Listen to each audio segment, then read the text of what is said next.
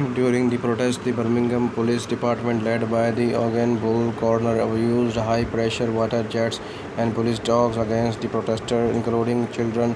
Footage of the police response was broadcast on national television news and dominated the nation's attention, shocking many white Americans and the consolidating black Americans behind the movement. Not all the demonstrators were peaceful despite the overt intention of the SCLC. In some cases, bystanders attacked the police who responded with force. King and the SCLC were criticized for the putting children into harm's way, but the campaign was a success. Coroner lost his job, the Jim Crow signs came down, and the public places became more open to blacks. King's reputation improved immensely. King was arrested and jailed early in the campaign. His 13th arrest out of 29. From his cell, he composed the now famous letter from the Birmingham jail that responds to calls on the movement to pursue legal channel for social exchange. King argues that the crisis of the racism is too urgent and the current system too entrenched. We know through painful experience that freedom is never voluntarily given by the oppressor, it must be demanded by the oppressed. He pointed out that the Boston Tea Party, a celebrated act of rebellion in the American colonies, was illegal civil disobedience, and that conversely everything Adolf Hitler did in Germany was legal.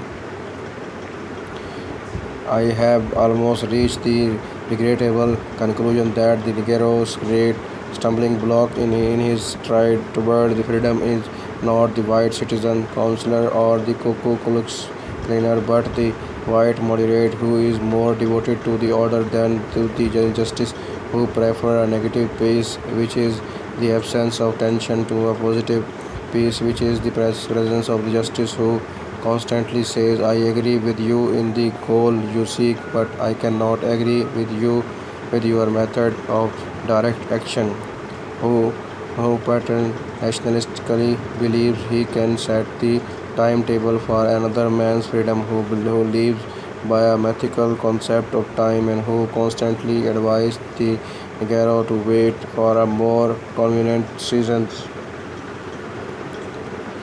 St. Augustine, Florida, 1964. In March 1964, King and SCLC joined forces with the Robert Helling.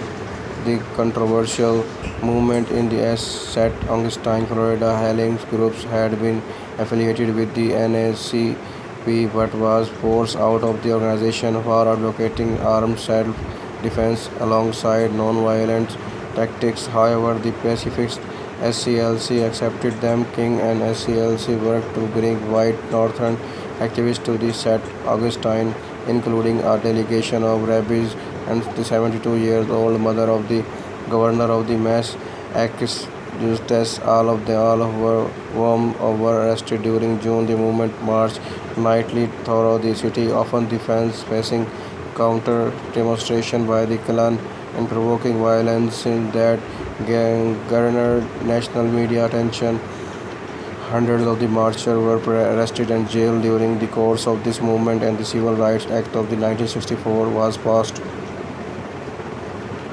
In Selma, Alabama, 1964. In December 1964, King and the SCLC joined forces with the Student Nonviolent Coordinating Committee in Selma, Alabama, where the SNCC had been working on voter registration for several months. A local judge issued an injunction that barred any gathering of 3 or more people affiliated with the SNCC and SCLC and DCVL or any of 41 named civil rights leaders. This injunction temporarily halted civil rights activity until King defied it by speaking at Brown Chapel on January 2, 1965. During the 1965 march to the Montgomery, Alabama, violence by state police and others against the peaceful marchers resulted in the march publicity which made Alabama's racism visible nationwide.